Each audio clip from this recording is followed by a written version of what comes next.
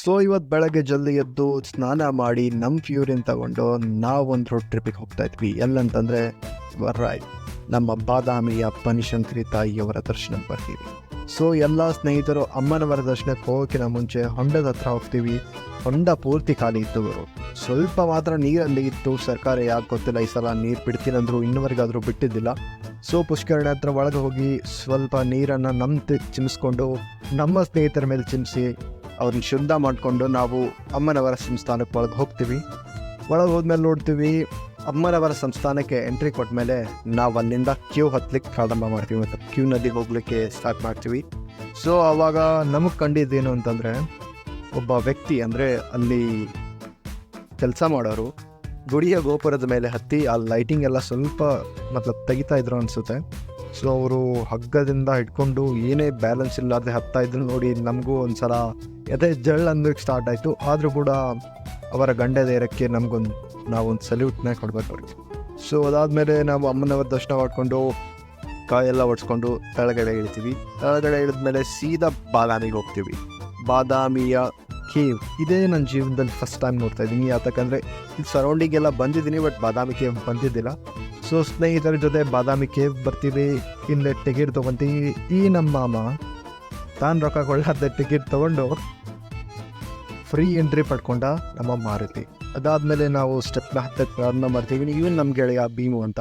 So ಇವನ್ ಜೊತೆ ನಾವು ಹೋಗ್ತಾ ಇದ್ದೀವಿ. ಮೇಲ್ಗಡೆ ಹೋದ್ಮೇಲೆ ನಾವು ನೋಡ್ತೀವಿ ಅತ್ಯಂತ ಪುರಾತನವಾದ ಅತ್ಯಂತ ಉನ್ನತ ಮಟ್ಟದ ಕಲಾಕೃತಿಯನ್ನು ಇಲ್ಲಿ ನಾವು ಕಾಣ್ಬೋದು. ಅಂಥದ್ರಲ್ಲಿ ಇಲ್ಲಿ ಯಾರೊಬ್ಬರು ಗೈಡ್ ಹೇಳ್ತಾ ಇದ್ರು, ಅದನ್ನು ಕೇಳಿಸ್ಕೊಂಡೆ. ಇವರು ಇಮ್ಮಡಿ ಪುಲಿಕೇಶಿ ಅಂತ, ಈ ಚಾಲುಕ್ಯ ಡೈನಾಸಿಟಿಯ ಒಬ್ಬ ಗ್ರೇಟೆಸ್ಟ್ ಕಿಂಗ್.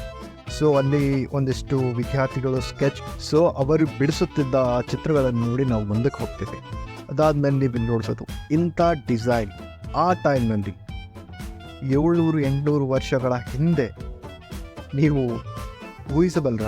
ಇಲ್ಲ ಮಾವ ಏನೇನೋ ಎಕ್ಸ್ಪ್ಲೇನ್ ಮಾಡ್ತಾ ಇರ್ತಾನೆ, ಅದ್ರ ಬಗ್ಗೆ ಇನ್ನಷ್ಟು ತಲೆಗೆಡ್ಸ್ಕೊಬೇಡಿ, ಅವ್ನು ಸುಮ್ಮನೆ ಹಂಗೆ ಇಷ್ಟು ವೀಡಿಯೋ ಮಾಡ್ತಾ ಇದ್ದೀನಿ ಅಂತ ಪೋಸ್ಟ್ ಮಾಡ್ತಾ ಇದ್ದ. ಸೊ ನೀವು ನೋಡ್ಬೋದು ಉನ್ನತ ಕಲಾಕೃತಿಗಳನ್ನು ಹೇಗೆ ಮೊಘಲರು ನಾಶ ಮಾಡ್ತಾರೆ.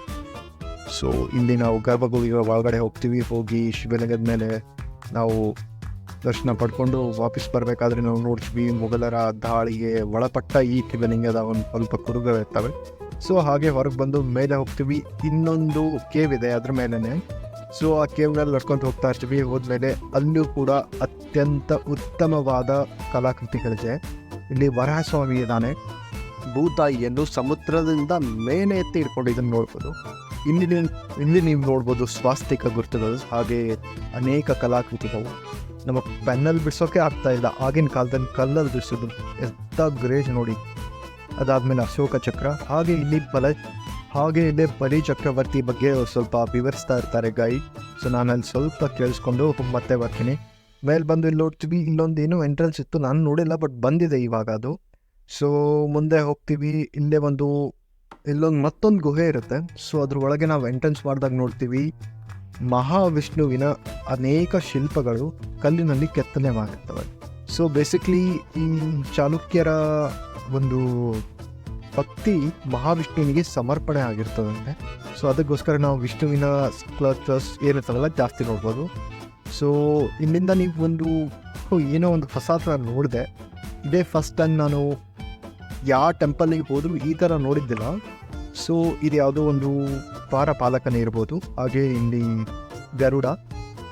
ಸೊ ಅದನ್ನು ನೋಡಿಕೊಂಡು ನೆಕ್ಸ್ಟ್ ಮೇಲ್ಗಡೆ ಹೋಗ್ತೀವಿ ನಾವು. ಇಲ್ಲಿ ಜೈನರ ಒಂದು ಕೇವ್ ಇದೆ.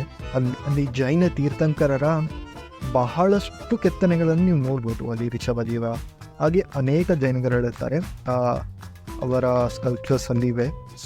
ಸೊ ಅಲ್ಲಿಂದ ನಾವು ಮಾಕೋಟೇಶ್ವರಕ್ಕೆ ಹೋದ್ಮೇಲೆ ಅಲ್ಲೇ ನಾವು ಮಧ್ಯಾಹ್ನ 3 ಗಂಟೆ ಸುಮಾರು ಹೋಗಿ ಈಜಾಡ್ಲಿಕ್ಕೆ ಸ್ಟಾಪ್ ಮಾಡ್ತೀವಿ. ಅದರಲ್ಲಿ ಬಿಸಿಲು ಬಹಳ ಇರ್ತದೆ. ಸೊ ಈ ರೀತಿ ಪ್ರಾರಂಭ ಮಾಡಿದವರು ಅಲ್ಲೇ ಒಂದೂವರೆ ತಾಸು ಅದ ಇದ್ವಿ. ಅದಾದಮೇಲೆ ಹೊರಗಡೆ ನಮ್ಮ ಮನೆ ಕಡೆ ಪ್ರಯಾಣ ಸ್ಟಾರ್ಟ್ ಮಾಡಿ. ಸೊ ಇದಿತ್ತು ಇವತ್ತಿನ ಬ್ಲಾಗ್. ಸೊ ಆದಷ್ಟು ಈಗ ಮತ್ತೊಂದು ಬ್ಲಾಗ್ ಜೊತೆ ನಾನು ನಿಮ್ಮ ಜೊತೆ ಅದಿರಬೇಕು. ಬಾಯ್ ಮಾಡಿ.